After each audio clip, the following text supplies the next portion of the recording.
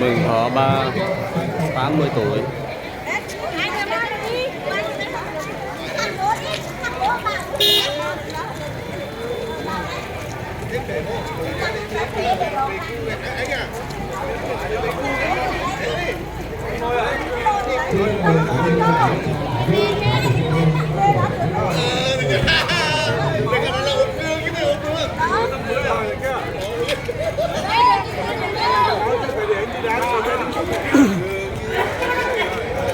Vô đi chị.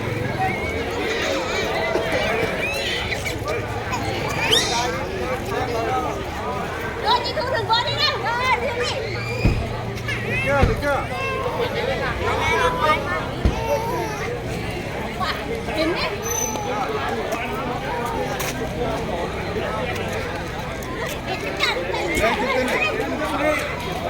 Hai ba.